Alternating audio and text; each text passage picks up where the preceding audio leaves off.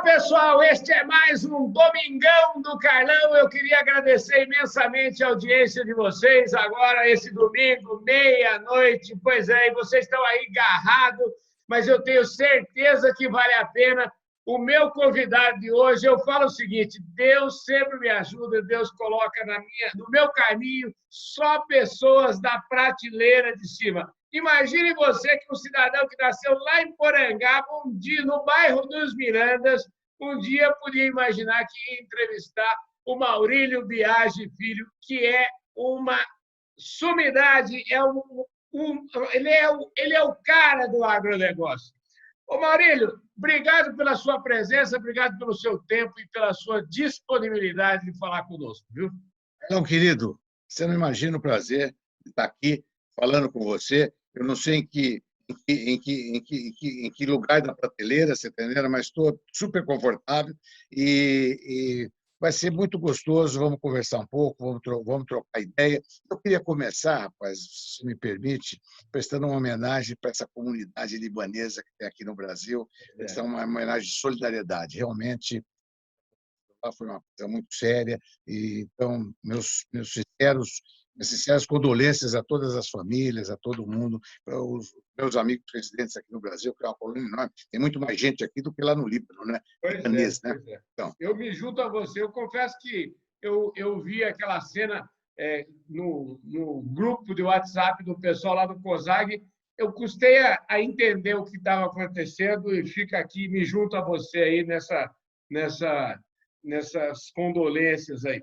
Ô, Maurílio, deixa eu te falar uma coisa. Eu estava vendo aqui, ó, o currículo do Maurílio, eu preciso de 2 folhas assim, para o resumo do currículo dele. Mas é assim, eu vou dizer que 3 coisinhas só, ele fez 3 conglomerados importantes. Eu quero citar aqui, por exemplo, a Zanini, Refrescos Ipiranga, Usina Santa Elisa, e por aí afora. Se eu começar a falar aqui, eu vou gastar meia hora e vou deixar ele falar. E eu queria saber o seguinte: uma constatação que eu faço, Maurício, é que ninguém nasce com todo esse pedigree, com todo esse rol de coisas construídas. A vida se constrói na vida e tudo tem um começo. E eu queria que você falasse um pouquinho do seu começo. Sabe que o maior legado que eu tenho foi exatamente desse começo, foi de ter vindo, minha mãe veio para Ribeirão para dar luz e através de uma parteira eu vim ao mundo, mas em seguida, muito pouco gente, ela voltou para a usina, nós morávamos na usina. Naquela época não tinha comunicação, não tinha estrada, não tinha nada, era uma coisa complicada, o telefone demorava 3 horas para você falar da usina em Sertãozinho. A usina em Ribeirão já eram 5 horas, e era uma coisa complicada, você não conseguia vir, quando vinha tinha que vir com aquele guarda-pouco, aquela coisa toda. Tal. E eu cresci, tive toda a minha infância, estudei numa escolinha lá, sabe aquela escolinha? Muito pouca gente, é até difícil explicar hoje as pessoas entenderem, em primeiro, segundo e terceiro ano, numa sala de aula só, um professor só para ensinar para o primeiro, segundo e terceiro ano, geografia, matemática, história, português, etc. E não tinha água encanada, você levantava o dedo, professor, dá licença ir na mina, você ia na mina para tanto fazer necessidades como para tomar água. E assim eu cresci, e meu pai não me protegia, a gente era dono da usina, tinha um conforto, moravam lá, moravam bem, e todos os trabalhadores, desde o engenheiro até o... Na época, no comecinho da minha carreira, nós não tínhamos dinheiro, meu pai era autodidata, nem tínhamos dinheiro, depois sim que isso foi acontecendo, e todos os funcionários, desde as pessoas que cortavam cana até os mais graduados, todos moravam na comunidade. Então, você tinha que ter armazém, você tinha que ter açougue, você tinha que ter leiteria, você tinha que ter tudo. Então, a gente tinha tudo aquilo para fornecer, que ninguém conseguia ir na cidade. E a primeira coisa que nós fizemos quando o pessoal conseguia ir na cidade para se abastecer foi fechar tudo isso, que isso era um ponto de atrito na ocasião, porque a mulherada não tinha ideia, ia fazer despesa, né? Fazer despesa, né? E uma vez por mês, etc. Eu cresci nisso. Qual foi o grande legado? Como eu vivia ali, meus amigos eram todos ali residentes, e a gente jogava futebol todo santo dia no gramado, no parque. Tinha um campo ótimo na Santa Elisa, mas nós jogávamos no parque da casa de sede. Então, era tudo para a molecada com a molecada da usina. Era jogo pesado, jogo duro, aquele jogo multinudo, todo mundo descalço, né? E teve uma época que o meu pé basicamente era um casco. Eu andava nas pedras, andava em qualquer lugar com a maior naturalidade. Então, naquela época, Carlão, eu convivi com a miséria. Porque naquela época nós tínhamos lá, eu ia nas casas, etc, casa de pau a pique, casa de chão batido, com todas as deficiências possíveis e imaginárias. E lá para os anos 60 e qualquer coisa, 70, 60, no final dos anos 60, nós conseguimos arrumar tudo isso. Então, para mim, foi a maior realização que eu tenho na minha vida, não foi ter feito fusões, não foi ter feito nada disso, foi ter um dia reunido todo esse pessoal e falado, gente, olha, eu estou muito feliz, eu consegui dar a vocês uma dignidade, consegui dar a vocês uma coisa que eu chamo de uma pobreza digna. O segundo passo para sair daí, eu não sei como fazer, mas esse está feito. Então, todo mundo tinha garagem, todo mundo tinha todas as benefícios, tudo que você possa imaginar, obviamente. Estou falando, os jovens que estão nos ouvindo não vão nem entender isso, né? Mas quem conhece, quem volta lá atrás. Então, essa convivência com menos, com a convivência com a necessidade, você conviver com esse povo, mas conviver mesmo, conviver de verdade. Minha primeira namorada foi uma pessoa lá da usina, você tá vendo? Um dia eu dei um beijinho, né, encostei assim, a moça falou para mim, tem que casar. Por que tem que casar? Porque você me beijou, né? Você está entendendo? Quer dizer, olha que coisa maravilhosa, você está entendendo? Então, isso foi um alicerce para mim, você está entendendo? E hoje, e depois, o que eu consegui fazer, o que eu ia fazer, foi tudo baseado nisso. Então, a sensibilidade que você adquire quando você tem essa possibilidade na vida, eu sempre digo que eu fui uma pessoa de muita sorte, quando você tem essa possibilidade, né, de seu pai ser uma pessoa muito democrática e nunca eu usei a prerrogativa de ser dono do filho do dono, essa coisa não existiu. E meu pai nunca deu oportunidade para isso. Meu pai foi uma pessoa sábia. Eu tenho um respeito por ele extraordinário, foi meu mentor, meu orientador, a pessoa que me inspirou e a pessoa que me fez crescer e progredir. Você tá entendendo? A partir daí, a gente fez coisa que não acaba mais. Você tá entendendo? Nós tínhamos um conglomerado, você tá entendendo? Que era açúcar e álcool, nós chegamos a ter, sei lá, 10, 12, 13, nem lembro mais, usinas. Né? Numa época, a gente chegou a ser a maior usina do país, estou falando de 97, 98. Maurílio, mas fala um pouquinho, então, eu quero saber mais um pouquinho, né? O seu pai, os seus avós vieram da Itália, como é que é essa história? É aquela história dessa migração italiana de 1886, 7. Então, eles vieram, chegaram em Porto Santos, pararam numa fazendinha aí perto de Campinas, ali, num daqueles municípios ali, e ali foram colonos, depois vieram aqui para Ribeirão Preto, passaram aqui numa fazenda que se chamava Fazenda Conceição, onde tinha água sertaneja, que é aqui pertinho de Ribeirão Preto, depois foram para a Fazenda Lagoa da Serra, na seção Paraguaçu, onde essa fazenda, depois de 1949, nós compramos essa fazenda, e quando nós compramos, tinha casa lá na colônia, eles moraram, dali eles mudaram para Pontal, depois para um sítio numa lagoa ali perto de uma usina que era dos irmãos Sversut, que nós compramos em 1958, já expandindo a Santa Elisa. E meu avô teve 12 filhos, um deles meu pai, e como toda a família italiana, os homens prevaleciam, né, e os homens que comandavam, etc. Né? Então, eram 8 mulheres e uma família que meu avô, eu era muito amigo, meu avô morreu com 92 anos e eu conversava muito com ele, ele é uma pessoa muito interessante, porque durante a Segunda Guerra Mundial, 1940 e qualquer coisa, 4, 3, 5, 4, deve ter sido, foram lá na casa dele, tiraram o radinho dele, ele ficava ouvindo notícia, esvaziaram o pneu do carro dele para ele não poder andar. Ele ficou muito revoltado com isso, porque ele não tinha se naturalizado brasileiro.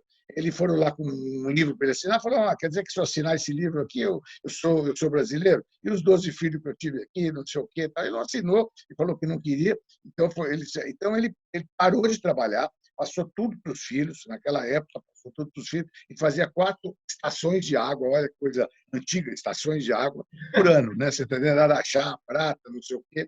É muito, muito interessante. A história dele é muito rica, muito. Ele era um filósofo, você está entendendo? E o cunhado dele, que é outro nome aqui em Ribeirão Preto extraordinário, que era o seu João Marquese, né? Era casado com uma irmã dele, os primeiros filhos do seu João Marquese foram todos da irmã do Pedro Biagi.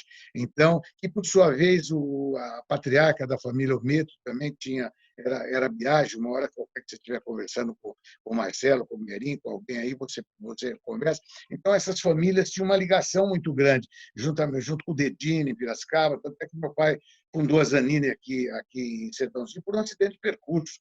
Ele mandou um recado para o seu Mário Dedini que queria que o seu Mário abrisse uma filial aqui para dar assistência para as empresas dessa região. Estavam crescendo muito, era muito complicado naquela época, qualquer coisa que você quebrava, precisava mandar para Piracicaba, era tudo estrada de terra. Tal. E o senhor Mário nunca recebeu esse recado, a gente só ficou sabendo disso em 1970, quando a gente já estava fazendo negócio com a Dedini. E aí, então, ele fez a Zanini, né, fundou a Zanini, e foi muito interessante, foi uma empresa que depois nós entramos nesse capítulo. Você falou no começo, nasceu em 1942, portanto, daqui 2 anos você vai estar celebrando seus 80 anos. Você está ótimo com 80 anos, você está espetacular, viu? A água aí de Ribeirão... 78, cara, não vai com... Não, você já chegou... Mas eu tenho certeza que com 80 você vai estar exatamente esse mesmo state que você está hoje, viu? Deixa eu te falar, como é que é? Eu conheci um dos seus filhos aí em uma desses eventos aí em Ribeirão. Me conta um pouquinho da sua família, como é que, quantos filhos você tem? Me fala um pouquinho dessa sua história aí. Eu tenho 4 filhos e 8 netos, né? E os meninos moraram nos Estados Unidos, hoje 2 moram aqui em Ribeirão Preto, 2 moram em São Paulo, e eu me orgulho muito deles, e não sou pai coruja, tá entendendo? Eu me orgulho porque realmente eu acho que eles são pessoas corretas, e para mim isso é que é importante. Nem sei se são pessoas capazes, nem sei se são pessoas que vão continuar esse legado, acho que eles não querem muito isso, mas são pessoas corretas, isso que para mim, e do ponto de vista moral, tá entendendo? Isso aqui é muito legal. São competentes, cada um na sua área, cada um fazendo uma coisa, e é muito, muito legal. Ô, Maurício, você estudou aonde? Me conta. Estudei no Champagnat, em Franca, estudei no Marista de Ribeirão, estudei no Marista de Poços de Caldas, estudei no Ginásio do Estado, em Ribeirão, e depois eu fiz administração, mas já trabalhando, você está entendendo? Eu parei de estudar no segundo científico, depois eu voltei, fiz o terceiro, terminei e fiz a administração à noite, em Ribeirão. Olha só que exemplo, hein? Administração à noite. Preste muita atenção nisso, atenção vocês aí. É mais uma coincidência comigo aqui, viu, Maurílio? Eu fiz jornalismo à noite, lá na PUC, em São Paulo. Escuta. Eu devia ter feito jornalismo, porque a coisa que eu mais gosto é comunicação. O que eu sofri quando moço, porque eu tinha um negócio de Coca-Cola, é comunicação pura. E tinha um negócio de cana, que na época era não comunicação pura, né? Então o que eu sofri, não faz nem ideia. Eu imagino. Você não sofreu, você deve sofrer até hoje ainda, tenho certeza. Perfeito, você falou bem, sofro até hoje. Hoje que eu não tenho mais nada com isso, eu fico aflito. Ô, Maurício, deixa eu te falar uma coisa. Eu imagino que, pela sua trajetória, a história de hoje, se hoje as pessoas, é comum a gente chegar num posto de combustível e pedir para abastecer com etanol, eu acho que a maior parte dos brasileiros, a gente deve isso a você e a sua família. Eu queria, já se encaminhando aí para deixando essa fase mais romântica da nossa prosa, eu queria saber o seguinte: como é que foi essa ideia maluca aí de criar o Proálcool e por aí vai? Olha, essa ideia foi uma ideia que veio da Socigás, veio do Dr. Lamartine Navarro, né, que ele era engenheiro, etc. E então, um dia ele falou, puxa, nós temos aqui uma possibilidade extraordinária. E procurou um grupo de pessoas que estavam envolvidas nisso, então procurou meu pai, através do Cícero do Junqueira Franco, que já tinha vindo como quase que estagiário, trabalhava na Estacas Frank, depois ele veio para Vale do Rosário, estava começando na Vale do Rosário, nós fomos fundadores, juntamente com as famílias Almeida Prado e Junqueira, da Vale do Rosário. Nós entramos lá na Vale do Rosário, naquela época havia cota, quando nós entramos na Vale do Rosário com a cota do Engenho Central, era do Schmidt, o rei do açúcar e o rei do café, mas ele é conhecido como o rei do café, aqui em Ribeirão, e tinha essa casa aqui da Fazenda Monte Alegre, onde a USP hoje, onde toda essa área aí. Então, nós começamos a analisar isso e achamos que era uma ideia fantástica. Meu pai ficou 2 anos, olha como é que foi. Ele estava muito preocupado de entrar e apoiar isso, porque ele era usineiro, ele achava que tinha um conflito de interesse, e era fabricante de equipamentos, tinha outro conflito de interesse, ele ia vender muito equipamento. Então, eu um dia dei um chega para lá nele, eu falei, pai, isso aí não é bom, isso é bom para o Brasil? Eu perguntei para ele. Ele falou, não, é muito bom para o Brasil. Eu falei, então o senhor não tem que ficar em dúvida. O senhor vai ficar em dúvida por quê? O senhor tem que entrar nisso. Se o senhor vai amanhã não ser beneficiado, mas se o senhor vai amanhã apoiar o programa, tanto é que nós fizemos 3 primeiras usinas, os 3 primeiros projetos, nós é que fizemos. Foi a usina Santa Elisa, a usina Vale do Rosário e a usina da Pedra. O doutor Ângelo Calmon de Sá, como presidente do Banco do Brasil, veio aqui para assinar o contrato de financiamento. Depois, o mesmo doutor Ângelo Calmon de Sá, como ministro do Comércio e Indústria, veio aqui inauguramos a Santa Elisa, simbolicamente inaugurando as outras 2. Então, nós pegamos esse fotossíntese como fonte energética, com esse trabalho que foi encaminhado, vai deixar aqui minha homenagem ao doutor Lamartine, mas aí ele se juntou o senhor Orlando Beto, o senhor Maurílio Biagi, o pessoal, a Medine, a Zanini, essas empresas todas se juntaram, né, e foram lá ao presidente Geisel e apresentaram isso para o presidente Geisel. Olha, tem essa ideia aqui, o presidente Geisel olhou, leu, estudou, e daí uns dias ele deu a resposta. É ótimo, como é que faz para implantar isso? Então, aí, na época do Sigiac Weck, na época do Paulo Egídio Martins, na época desse pessoal todo, então isso foi uma corrente positiva, o Weck entendia, tanto o Weck entendia muito, está aí até hoje o Weck, é uma pessoa que merece uma homenagem em vida, né? Como o presidente Geisel entendia muito. Então, isso andou muito rápido, se fez o Proálcool, e aí havia uma desconfiança muito grande. Aí tem umas histórias que eu não vou contar aqui agora, porque senão toma muito tempo e pode parecer crítica, eu não quero criticar nada, eu só quero falar de coisa positiva. Foi por aí que você perdeu a paciência, não? Não, aí não. Em negócio eu nunca perdi paciência. Você só perde paciência em negócio, em coisa de família, você está entendendo? No negócio não, nunca, não me lembro de ter perdido a paciência. Aí nós encaminhamos isso e começamos.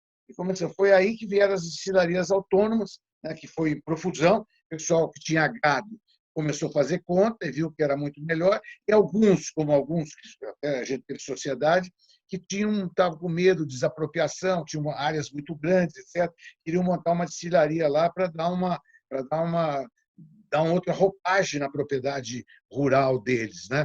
Foi muito bom isso. Então, nós fizemos 200 e tantas, de repente, foi o maior case industrial no Brasil, não tivemos nenhum nada parecido com aquele negócio. Naquela época, nós fizemos 300 e tantas destilarias autônomas, que se chamavam, e que a gente achava que nunca fosse, que todas, com raras exceções, hoje deve ter 1 ou 2 no Brasil, que não se tornaram as usinas, ou seja, produtores de etanol e de coisa.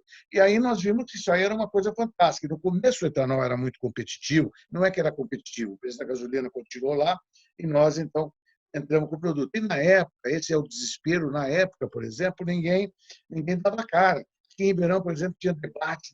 Aqui em Ribeirão, toda semana, eu estava em discussão e falava, pergunta por telefone, você ligava, falava aqueles desaforos, você está perguntando, usineiro. Usineiro era um palavrão.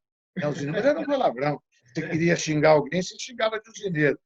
Não precisava mais nada. Por isso que eu tinha um desespero. E era o que é hoje, não mudou nada, era o que é hoje. Quer dizer, um pessoal super competente, trabalhador, mas de repente começou. Porque o usineiro, no início, no primeiro momento, ele não entendeu que energia é poder. Então, de repente, vocês estavam fazendo um negócio que era poder, eles não se deram conta disso. Demorou muito para que isso pudesse, até que vem agora um Evandro Guzzi, que é um profissional, está lá na Única, que você conhece, etc. Aham. Outros que já passaram por lá, que foram ótimos, o Mike Shank, etc. Aí começou o Eduardo Carvalho, aí começou uma mudança, uma profissionalização muito boa. Então, assim que nós começamos. E nessa época eu fazia, eu tive cenas extraordinárias com o negócio. Uma vez eu dei 500 mil litros. Quando eu digo veja bem, deixa eu deixar claro uma coisa aqui para você. Eu sempre trabalhei com gente muito melhor que eu. Nós sempre tivemos uma equipe que era uma equipe extraordinária. Vou fazer aqui menção disso. Então, quando eu falo não sou Uhum. eu, né? Equipe que trabalhava na usina, nós tínhamos uma equipe extraordinária, na Zanini nós tínhamos uma equipe extraordinária. Por que você acha que hoje Sertãozinho tem 800 estabelecimentos industriais? Porque esse pessoal todo trabalhou numa Zanini. Quando a Zanini mudou, cada um abriu seu negócio próprio, um mais de sucesso que o outro, negócios super bem sucedidos. E num determinado momento, em função do Proal, em função da modernização das usinas, nós fizemos 40 joint ventures. Nós fomos para o mundo inteiro. E aqui eu quero deixar aqui uma homenagem ao Luiz Biagi, que foi o cara condutor disso, o sujeito que foi buscar isso. E aqui o doutor José Rossi, que era o presidente da Zanini, dava uma cobertura técnica para projetos, e meu pai dava a palavra final. Então, nós fizemos esses joint ventures, fizemos um monte de indústria aqui. Num determinado momento, nós fizemos 100 famílias diferentes do mundo inteiro que tinham a ver com esses projetos para poder implementar e essas coisas rodarem aqui. Então, teve uma época que nós recebemos aqui todas as pessoas que têm liderança no mundo na área energética. Todos, desde Al Gore, tudo que você pode imaginar, secretário de energia americano, todos vieram aqui ver o que é essa loucura, ver como é que você podia fazer um carro que era movido com álcool e que funcionava. E os caras esqueceram que na guerra teve isso, que nos Estados Unidos que o Ford começou com um carro a álcool, mas esqueceram. Quando é que você teve certeza? Quando é que foi o ponto de inflexão? Você falou assim, não, quando é que o agronegócio, na sua visão, começou a se transformar naquilo que é hoje?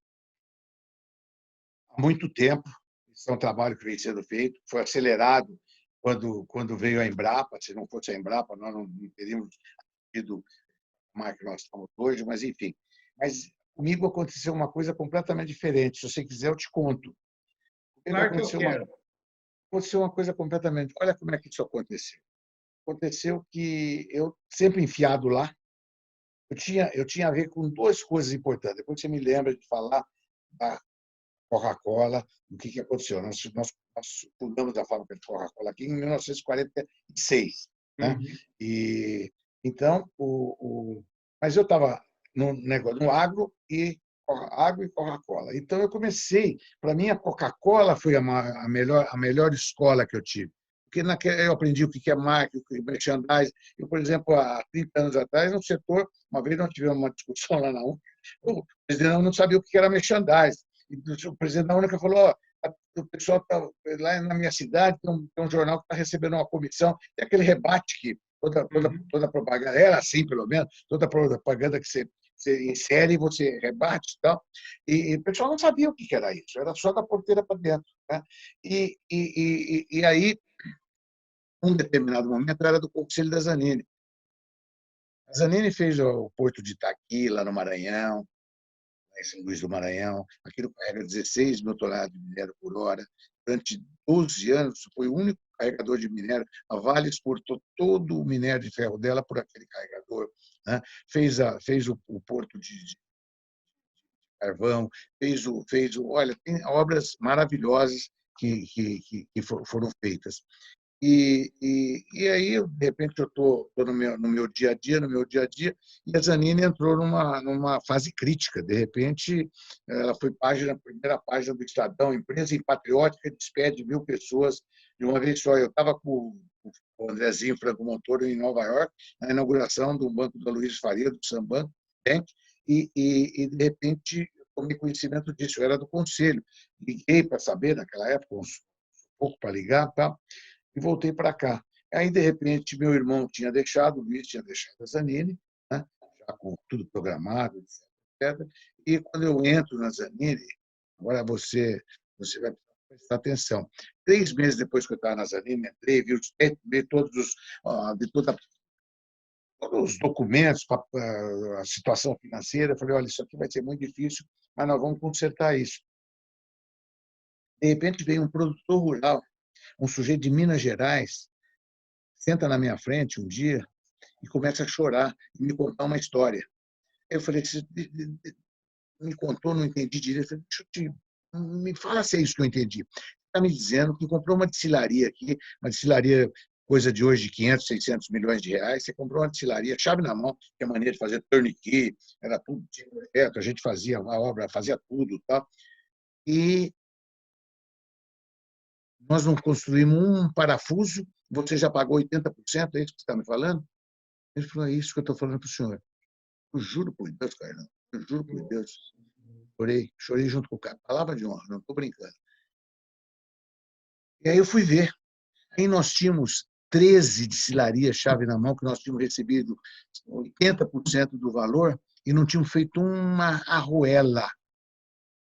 Aí eu tenho uma diabetes, hoje, que eu adquiri aí emocional. Aí eu chamei todo mundo e falei, não tem como resolver isso. Como é que nós vamos resolver isso? Aí eu fui na diretoria, a gente tinha uma diretoria, um pessoal super competente, mas não tinha uma resposta da diretoria boa ali. Então, aí eu fui para o segundo escalão e todo dia eu reunia todo o segundo escalão no auditório da companhia e conversava com eles, conversava. Então, começamos a arrumar, começamos a ver. A Santa Elisa tinha comprado a usina Barbacena, eu chamei esse cara, levei na usina Barbacena, falei, vou te fornecer essa caldeira que está aqui, é maior do que a Zanini te vendeu, mas ela tem 2 anos de uso, é nova, você vai ter que aceitar assim, fomos trabalhando, começamos a entregar. Mas uma dificuldade enorme. O Banco do Brasil, o doutor Paulo Mandarino, que espero que esteja vivo até hoje, depois com o meu amigão, me chamou lá, cortou o nosso crédito, totalmente cortou naquela época. Eu recebi telefonema do mundo, do Brasil inteiro, do Brasil inteiro. Maurílio, aqui é o fulano de tal, você sabe que eu sou teu primo, não sei, mas eu sou BI. O gerente do banco me chamou aqui, disse que cortou meu crédito do banco, eu não posso mais trabalhar com o banco, disse que é por sua causa. Eu falava para ele, meu amigo, prazer em te conhecer. Você me desculpe, acho que é, mas eu não sei ainda por quê, que eu não sabia ainda, porque foi muito rápido. Fui lá em Brasília, falei com ele, ele também não sabia como fazer. Nós fomos trabalhando, só tem um jeito. Nós nos conhecemos melhor, eu venho aqui quantas vezes for necessário, vamos ver o que nós podemos fazer. Se o senhor não nos ajudar, não tem como sair daqui, como sair dessa situação. Começamos, ele me chamou lá, falou, você já viu um burocrata fazer isso? O senhor não pode dar dinheiro para a gente, é risco. Você tem que dar dinheiro para quem comprou, mais além do que o senhor já deu, para que ele possa pagar um pouco a gente, para a gente começar a fazer funcionar. E assim foi. Nós demoramos 2 anos, entregamos as 13 destilarias-chave na mão. Eu nunca trabalhei tanto na minha vida. E nessa época, é aí que diz que a necessidade faz o faz o homem. Faz o homem. Aí eu fiquei diretor da BIMAC, da BIDIB, em primeiro lugar, fui vice-presidente da BIDIB, aí a Fiesp, aí foram as entidades de classe. A entidade de classe, além da entidade nossa, de ação, que não teve nenhum envolvimento com isso, então eu precisei começar a trabalhar politicamente, vender, fazer, ir atrás, com uma diretoria enorme que nós tínhamos, com recursos que nós tínhamos, e fama de rico, né? O que ajudou muito naquela época, você tá entendendo? Porque você chegava lá, às vezes, não tinha tinha 50 milhões negativos no caixa. E eu falar para você, Carlão, não tenho, você tem que me dar mais um tempinho para te pagar. Ah, você está falando, não, você tá bom. E, rapaz, foi assim, não estou brincando. É uma coisa muito séria. Então, olha que coisa maluca. É muito difícil contar isso numa live, num bate-papo, porque isso você precisa contar com detalhes, a pessoa pergunta, você vai no detalhe. Mas assim que aconteceu, e acabando tudo isso, nós ficamos tão fortes, tão fortes. O Sudovílio Ometo me ligou e propôs um negócio que eu já sabia. Quando ele me propôs, eu falei, doutor Sudovílio, está feito. Como está feito? Você sabe o que eu vou te propor? Eu falei, está feito. Eu sei o que o senhor vai me propor. E ele não ficou bravo comigo. Aí eu precisei ir lá em Piracicaba, cheguei lá e ele me falou que queria fazer uma fusão, o que eu achava. Tal. Eu falei, eu já falei para o senhor, está feito. Eu respondi por telefone. E ele olhou para mim, admirado. Aí fizemos uma fusão da Zanini com a Dedini. Ficamos a maior empresa de bens de capital do Brasil à época. Ficamos muito forte. Eu tinha trazido, antes disso, eu tinha trazido o Wolfgang Sauer, que tinha saído da Volkswagen, da Auto Latino, essa coisa trouxe para presidente do Conselho da Zanini. E ele foi muito... Nós tínhamos um projeto no Irã, que nós fomos lá diversas vezes, tal, umas 10 vezes em Teherã, muitas vezes com o Valdir Janete, que era diretor na época, e isso começou a nos dar. E uma outra homenagem que eu quero prestar, em comunicação, para o Luiz Fernando Levi. Luiz Fernando Levi, da Gazeta Mercantil à época, publicava um caderno toda semana, etc, etc. A ajuda que ele nos deu foi extraordinária no momento em que ele não sabia se nós íamos poder pagar ou não. Entendeu? Eu falei para ele, se você fizer isso, se eu puder te pagar, por isso que eu insisto com o pessoal em comunicação. E ele começou, a gente arrotando aquela mortadela danada, e começamos a aparecer, e o que estamos fazendo, o que estamos acontecendo, e joint venture aqui, coisa para cá vendendo, e vendemos uma caldeira para Bahia Sul, tal, a coisa começou a mudar, aí fizemos a fusão com a Dedini, e logo em seguida eu percebi que não tinha como dar certo. 2 anos ficamos casados, 2 anos depois fizemos uma cisão. Essas companhias só existem hoje, tanto a Dedini como a Zanini aqui, que são fortes, todas hoje, está todo mundo cambaleando, mas todas as companhias que existem, vigorosas, estão recuperando. Meu irmão está recuperando a Zanini com a minha família, tal. Uma coisa muito bem feita, porque a gente fez a cisão. E o que custou caro foi a cisão, custou caro para mim. Nós tínhamos ficado 50% cada um, dividimos o que cabia no prejuízo, trouxemos para dentro da companhia, o que cabia do passivo, trouxemos para dentro, o que não cabia, cada um ficou com o seu.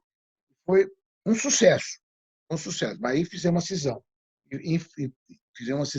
E aí deu certo. E logo depois eu fiz a fusão da Santa Elisa com a São Geraldo, que foi a primeira fusão. Essa foi a primeira grande fusão de empresas de bens de capital no Brasil, e a São Geraldo e a Santa Elisa foi a primeira grande fusão de 2 usinas no Brasil, com um incentivo muito grande do Bradesco, o seu Brandão, aquela turma toda do Bradesco.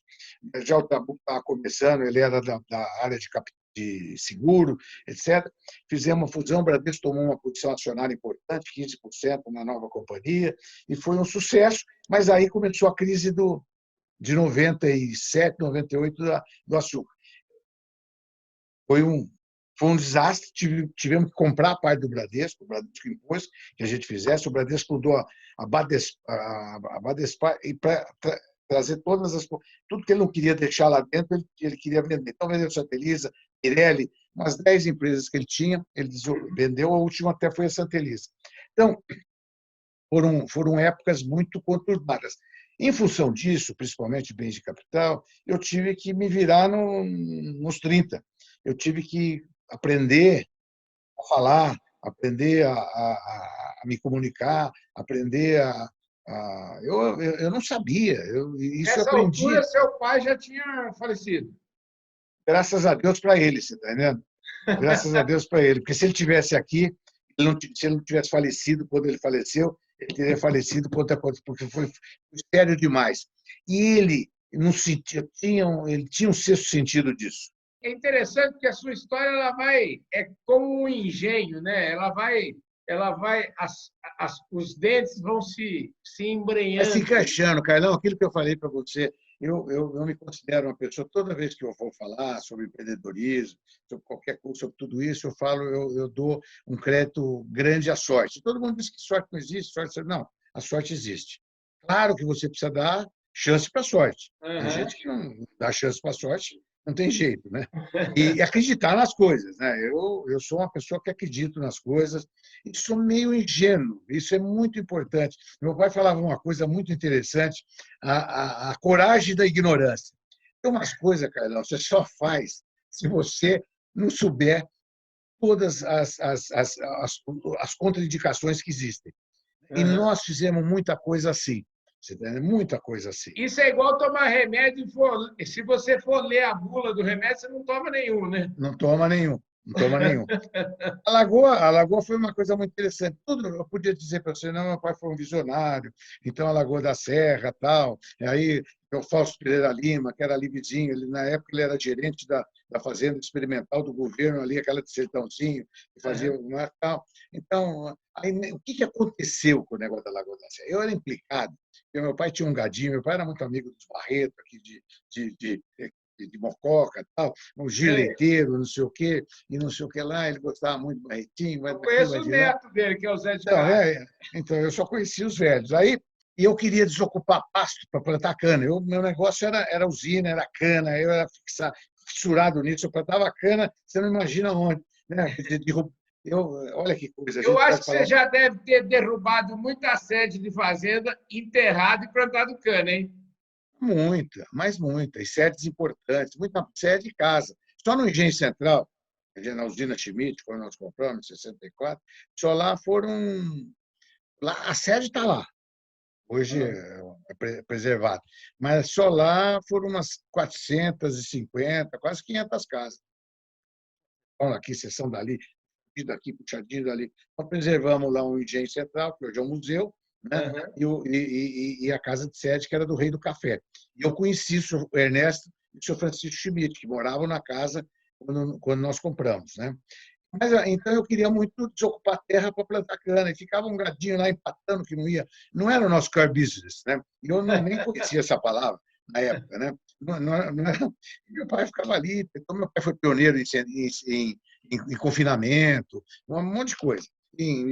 Bom, aí um dia mudou para Ribeirão o meu amigo Luiz Lunardi. Luiz Lunardi era filho do senhor Giovanino Lunardi, que trabalhava na Bolsa de Algodão de São Paulo, e naquela época nós éramos grandes compradores de saco, e todo saco que você punha açúcar era um saco de algodão, trançado, um saco de 260, 300 gramas, tal. Era uma coisa toda incrementada. E as famílias eram muito amigas. O Luiz comprou uma fazenda aqui perto e começou, e botou lá um giro, coincidência, um giro, e de repente começou a tirar sêmen, vender sêmen, começou um sucesso e tal. E um dia eu chamei o Luiz Lunardi e falei, Luiz, você está no lugar errado. Lá você está lá enfiado, lá, não sei o que, até aqui a Lagoa da Serra, olha que ajeitado que é isso aqui e tal, tem as casas, a gente cede uma parte para você aqui, tem todas as instalações e tal, vamos fazer isso aqui. Porra, mano, isso aí, fazer fio na moeda dos outros, você perde o fio e a mulher, né? E não sei o quê, e tal, porque era tudo nosso ali, não sei o quê, papapá, papapá, todos usando até um termo apropriado da pecuária, né? Uhum. Depois eu vou te contar a história, quando você tem que contar para um proprietário de boi, eu nem, acho que essa eu nem vou contar, quando o touro dele não é fértil, você está entendendo? Quando você tem que explicar. Lá na Lagoa, os técnicos, ninguém tinha coragem de contar. Você está entendendo? Bom, aí então, mas eu estou indo lá na frente. Agora, voltando aqui, Volta aí. eu comecei a falar com o Luiz e convencer o Luiz que a gente devia fazer ali. Depois de mostrar para ele, a gente vai fazer um negócio meio a meio, você tem o dom disso. E aí meu pai estava viajando, tudo isso eu fiz enquanto meu pai estava viajando. Quando meu pai voltou, eu falei para o Luiz, está precisando ir lá falar com meu pai. Você quer ir lá falar, explicar para ele qual é o projeto, o que você quer fazer, como é que você quer fazer, etc, etc, etc. Né? E aí o Luiz falou, eu vou. Você vai explicar tudo que você quer, como é que você quer, etc, etc. E meu pai vai me perguntar o que eu acho, eu vou falar que eu sou contra. Isso não é o nosso core business, né? E que eu sou contra. Eu falei, então eu não vou. Aí, se eu vou lá, eu vou explicar, você vai falar que você é contra. Eu falei, Luiz, isso é uma estratégia, cara. Você precisa entender que tal.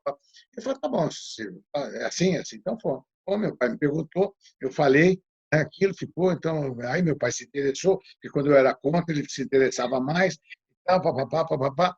Bom, aí Lagoa da Serra nasceu assim. É impossível esgotar todo o assunto que a gente podia ficar falando aqui horas. Mas a gente tem que falar, obviamente, do AgriShow, né? Porque, afinal de contas, nós estamos aqui falando para um público de agronegócio e falar do AgriShow, você é o presidente de honra do AgriShow e Muita honra. ninguém é presidente de honra é, à toa, né? Então, eu quero saber o seguinte: me conte aí a história desse AgriShow e por que ele se transformou no que se transformou. E se você já aproveita aí, já faz a gente falar um pouco de futuro, né? Porque esse ano, infelizmente, por conta disso que a gente está vivendo, a gente não teve o AgriShow. E como é que você vê o futuro aí para a gente se encaminhar para o nosso final aqui? A AgriShow. A AgriShow é uma história bonita, viu, Carlos? É uma história bonita porque eu um dia estava aqui em Ribeirão Preto tem um anel viário 360 graus Sim. há mais de 50 anos. E eu passava por esse anel viário, era meu caminho para ir para trabalhar todo dia. E um dia eu vi aquela fazenda experimental ali do governo do estado, eu vi armando ali um monte de barraco, uma coisa ali, armando um circo, como eu chamo, né? E aí passei, vi aquilo, fui embora, vi no outro dia de manhã, fui mais cedo, passei lá, entrei. O que é isso aqui? Isso aqui é uma feira que não chamava AgriShow, isso aqui é uma feira que nós vamos fazer aqui, uma feira agrícola da AgroSéries, era o Ney Bittencourt, foi aí que eu conheci o Ney Bittencourt, que é um mito, né? E aí nós vamos fazer isso aqui, por isso. Aí me contaram os fundamentos, por que eles iam fazer essa feira. Eu fiquei encantado, literalmente encantado. Falei, nossa, que maravilha, eu quero o que precisar aqui, eu estou às ordens. No começo aquele era um poeirão, então mandava bagaço lá pegava com nossos caminhões, mandava levar lá para forrar bagaço, mandava caminhão d'água para irrigar aquilo, no comecinho, quando não tinha. Então foi a AgriShow, até que teve aquela passagem da AgriShow que ela quebrou, deixou um monte de endividamento em Ribeirão, e aí que entrou a BIMAC, no negócio da AgriShow, tá, tudo bem. Então, esse é meu começo da AgriShow. Então, eu participei de todas as edições da AgriShow, sempre fui muito participativo, mas participativo no sentido de contribuir. Eu achei uma ideia extraordinária de expor, de fazer isso, aquela ideia americana que o Ney Bittencourt tinha toda aquela formação que ele tinha.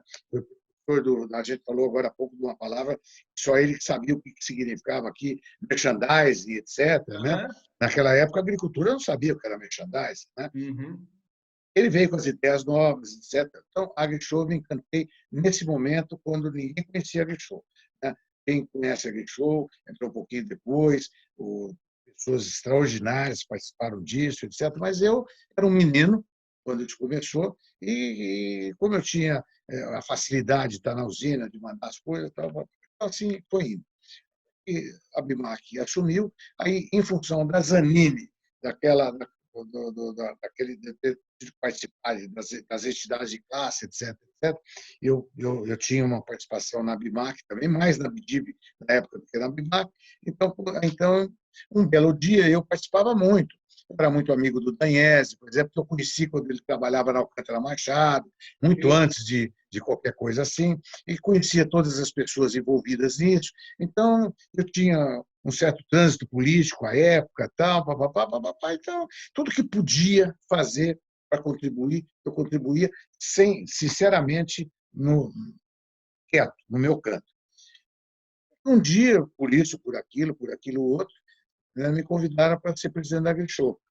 E estou esquecendo alguma coisa dessa história, mas me convidaram para ser presidente da AgriShow.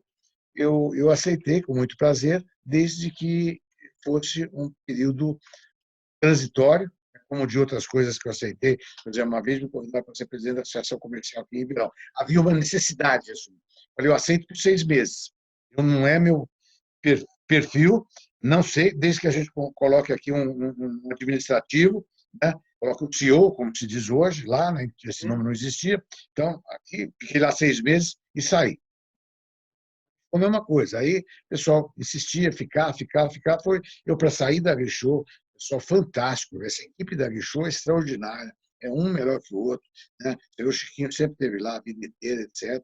Mas aí, quando eu saí, eu avisei que eu ia sair no meu discurso de abertura de uma AgriShow. Era a última que eu estava fazendo, estava me despedindo, etc, etc. Uhum. E aí, a Faesp, o Fábio Merez, que tinha acabado de comprar uma participação na AgriShow, um trabalho feito na ocasião que nós fizemos muito interessante, era importante a festa, falando disso, etc., até da, da, da, da extensão da FAESP, né, que era importante.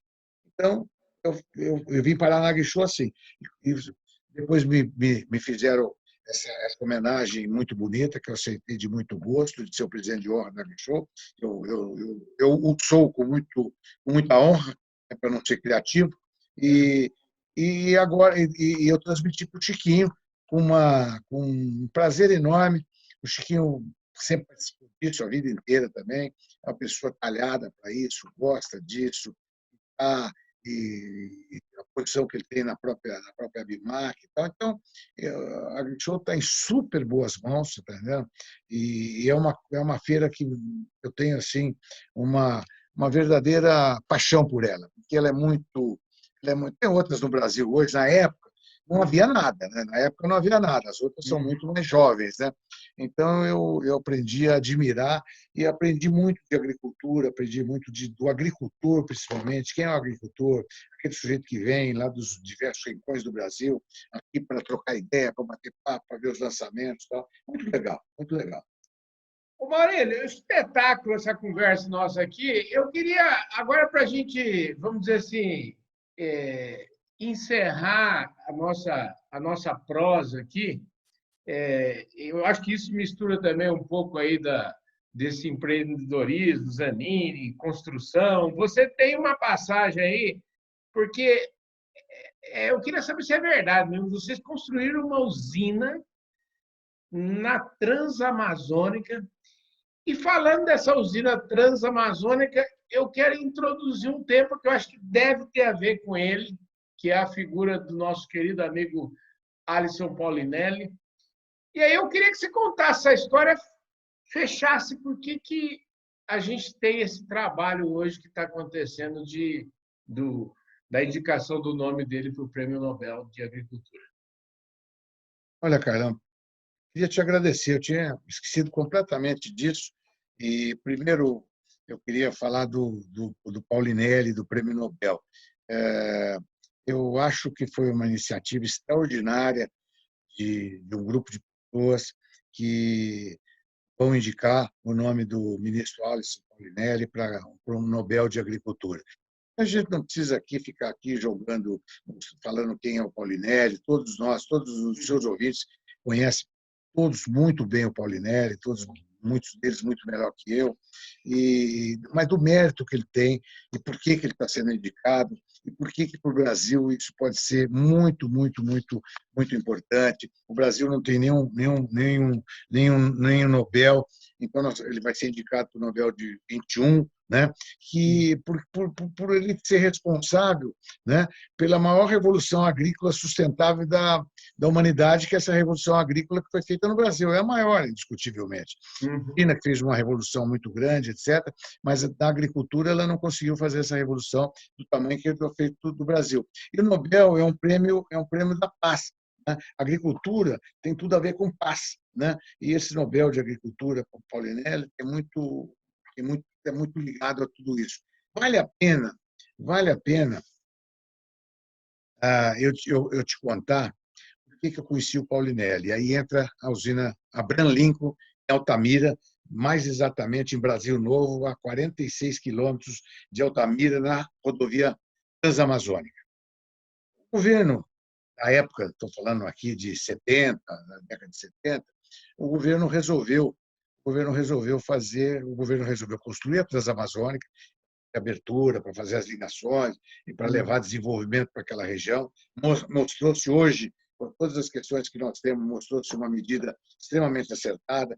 Isso precisava ter continuado durante outros governos, essa ocupação da Amazônia, não a ocupação que foi feita, e que depois faz a ocupação e não faz a regularização. Né? Nessa época, nada disso teria acontecido. O que o governo começou a pensar? A primeira coisa é estrada, coisa aeroporto. Então, eu nem conhecia, nem sabia nada disso. Foi feita uma licitação internacional, não foi uma licitação aqui. O Ministério da Agricultura, o INCRA, fez uma licitação internacional e a Zanini, S.A. Equipamentos Pesados, ganhou essa licitação internacional para construir, chave na mão, a usina Abraham Lincoln. Ponto. A Zanini construiu essa distância, entregou 2 meses antes. Você não imagina as dificuldades para construir essa destilaria, se abriu uma clareira lá nesse local, e as dificuldades para construir isso. É uma epopeia, é uma epopeia. Eu imagino. Dá um livro isso. A segunda parte, que é mais interessante, construiu, entregou para o Inca. Entregou para o Inca, recolheu o trem de poço, veio para casa e o Inca operou a usina. O Inca não conseguiu operar a usina, fez uma safra, esculhambou com a usina e não produziu nada, produziu muito pouco. Sei. Aí que entra o ministro Paulinelli. Aí, um dia, o pessoal da Zanini, eu era do conselho da Zanini, o pessoal me falou assim: pô, você que é muito metido, você não quer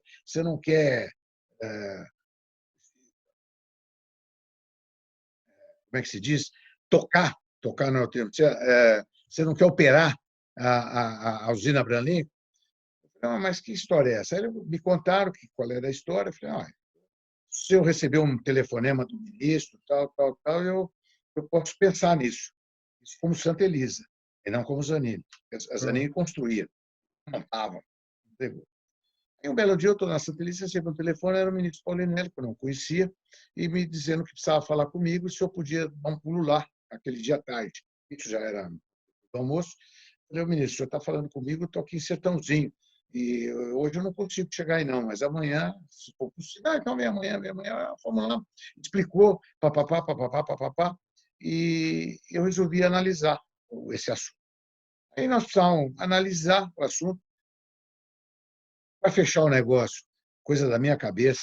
Eu exigi que o Inca pusesse 2 diretores estatutários lá, e nada podia ser feito lá que não tivesse aprovação deles, nada. 2. Um assinando em cima, outro embaixo. Você vê como é que a gente já tinha uma percepção, né? E pagamento assim, assado, antecipado, prestação de conta semanal, pá. A gente tinha uma estrutura, isso que eu te falei da estrutura. A moral da história, era para levar 9 pessoas para lá, tivemos que levar quase 800. Porque lá não conseguimos ninguém para cortar a cana. E lá tinha uma história de 2 metros de diâmetro, 5 metros de diâmetro, esparramada pelo canavial. A cana lá dava cana de 5 metros de altura, um tronco de meio metro de tronco. Meio metro é exagero meu, mas uns 40 centímetros de tronco, negócio muito grosso. Então, dava uma cana descomunal. E não amadurecia. Na época não tinha maturador. Hoje tem maturador, naquela época não tinha maturador. Ela não amadurecia por causa do clima. Aí eu ia lá toda sexta, eu ia para lá todo sábado, saía daqui 4 horas da manhã, ia lá, dormia lá, no único lugar que tinha um arzinho condicionado, em Brasil Novo, num ar-condicionado que puseram quando, acho que o Médici foi inaugurar essa usina, puseram para ele dormir lá uma noite. Era uma loucura a operação. Era uma loucura. E começamos a mandar gente. Aí tem detalhes da operação que não vale a pena contar, nem dá para contar aqui. Mas, olha, nós operamos a usina, fizemos uma safra inteira, produzimos, não me lembro mais exatamente, 1 milhão e qualquer coisa de litros de álcool à época lá, produzimos 50 e poucos ou 60 mil sacos de açúcar, né? E entregamos a usina reparada, pintada, arrumada para o Inca. Todo mundo achou que era uma jogada nossa que nós íamos comprar essa usina, porque a usina estava licitada. Eles queriam passar para a iniciativa privada. Até que comprou um grupo pernambucano, comprou um grupo do Rio Grande do Sul, o pessoal do trigo lá, comprou, um monte de gente comprou a usina. Nós não, nós queríamos prestar um serviço para o Brasil. Nós construímos, operamos, mostramos que era operacional, levamos o pessoal lá, fizemos uma operação de guerra para trazer o pessoal lá, de lá para cá, porque nós levamos todo o pessoal para lá de ônibus. Eram 5 dias de tanto, dia e noite dentro do ônibus. O cara chegava lá, rodopiava e caía, e você tinha que pagar. Aí, no final, propus, porque tudo que a gente propunha, o Inca tinha 20, olha que maravilha, hein? O Inca tinha 24 horas para responder, positivo ou negativo. Então, eu fiz uma petição para transportar todo mundo de volta de avião, porque teve uma greve, eu fui lá, entrei no meio de todo mundo, era tudo gente que tinha saído do do governo que tinha acabado lá, como é que o Suframa tinha acabado lá, não sei o quê. E a gente tinha um time de primeira. O diretor de planejamento da Santa Elisa estava à frente lá, que era um coronel da reserva, que era um general da reserva, muito amigo do pessoal. E, olha, extraordinário. E aí eu prometi que eles iam mandar. E aí eu fiz a conta e ficava mais barato trazer de avião do que de ônibus. E aí eu propus para o INCA dele pagar a mesma coisa que ele tinha pago para a gente ir levar o pessoal, não, mais barato, não, era o mesmo preço. A gente é extraordinário, criamos uma confiabilidade lá, uma coisa extraordinária. Convivi com todo aquele pessoal que estava lá, que era tudo gente de um assentamento do INCA. Lá só tinha gente banida, gente que tinha feito qualquer delito por aqui, que estava lá, e os caras me contavam o que tinha feito, o que tinha acontecido. Nós moemos toda a cana do projeto Pacal, não deixamos uma cana de pé lá, foi uma operação maravilhosa. E aí eu conheci, e fomos no caixa do INCA, no dia 18 de dezembro de um ano qualquer, levar 20 e tantos milhões de reais, naquela época era muito dinheiro, que tinha sobrado da operação, devolver. Você está entendendo? E foi uma operação maravilhosa. Aí que eu conheci o ministro Paulinelli, um sujeito de coragem, um sujeito que topa fazer, que joga, faz para frente, você está entendendo? Uma pessoa extraordinária. Eu conheci por causa dessa operação. E aí tem peculiaridades aí extraordinárias que dão uma meia dúzia de livros, está entendendo? Ô, Maurílio, deixa eu falar, eu queria te agradecer imensamente, viu, a sua presença aqui. Nós já estamos com quase 1h30 de programa aqui, um espetáculo, com certeza. Tem muita coisa que a gente precisava falar e que vai ficar para uma outra ocasião. Queria te agradecer imensamente. Imagine. Enfim, e te dizer, e queria saber hoje que Brasil, só para a gente encerrar mesmo, hoje você está dedicado aí aos seus negócios na Malvisa, e eu queria que você falasse um pouquinho que Brasil que você enxerga para o futuro aí, como é que você está vendo aí? Eu estou vendo, Carlão, que se nós nos uníssemos todos, as pessoas sérias que tem no país, você vê essa questão agora da Amazônia, você vê que tem um grupo que quer fazer tudo direito, um grupo que quer combater quem não faz direito, enfim, muita gente boa, séria, que nós precisamos nos envolver um pouco mais, porque o grande problema do Brasil, né, é o não envolvimento das pessoas de bem com a política. Eu estou vendo aqui em Ribeirão, eleição para prefeito, ninguém se envolve, ninguém quer saber, ninguém quer se envolver. Se gente de bem. Agora houve essa eleição que elegeu o presidente Bolsonaro, com a questão do Novo, de outros partidos, entrou uma opção de gente nova, você vê que gás que esse pessoal está dando na política, etc. A política é a coisa mais importante que nós temos no país. Nós temos muita gente boa na política, mas muita gente. Aliás, é a maioria das pessoas que são boas. Como você não pune aquelas pessoas que não compõem corretamente, né? Como você tem agora um tribunal que está andando para trás e não está andando para frente. Aliás, eu gostei muito daquela manifestação na Paulista, todo mundo andando de marcha ré, né? Então, essas pessoas, nós precisamos nos juntar, botar a mão no bolso um pouco, tentar fazer desse Brasil um país melhor. O momento é esse, o momento se criou condições agora para fazer isso. Existe uma indignação com os desmandos que estão por aí. Hoje nós tivemos uma live com o Sintra, com o Baleia, o pessoal quer fazer, o pessoal quer aprovar. Então, eu fico pensando, por que a gente não pode fazer uma coisa em ordem no Brasil? Por que a gente não pode fazer uma coisa séria no Brasil? Por quê? Porque falta um envolvimento maior de todos nós, não de pessoas como eu, que já estou, como dizia quando eu comecei a trabalhar, já estou do meio-dia para tarde. Aliás, já estou muito mais para tarde do que o meio-dia. Né? Você está entendendo? Agora, as pessoas jovens estão aí, tem uma meninada boa que precisa se envolver com isso. E eu tenho certeza, cara, eu tenho certeza que criou-se as condições no Brasil para a gente fazer isso, mas não pode demorar muito para fazer. Obrigado, foi show de bola, muito bom. Deus me ajuda sempre. Muito obrigado. Você que ficou conosco aí até esta hora, eu tenho certeza que você valeu a pena. Muito obrigado, Maurílio. Fique com Deus, fiquem com Deus vocês todos também. Muito obrigado pela audiência. Esse Domingão do Carlão vai ficando por aqui. Um forte abraço a todos vocês e eu vejo vocês todos no próximo domingo. Forte abraço. Obrigado, Maurílio. Obrigado, Carlão. Um abração.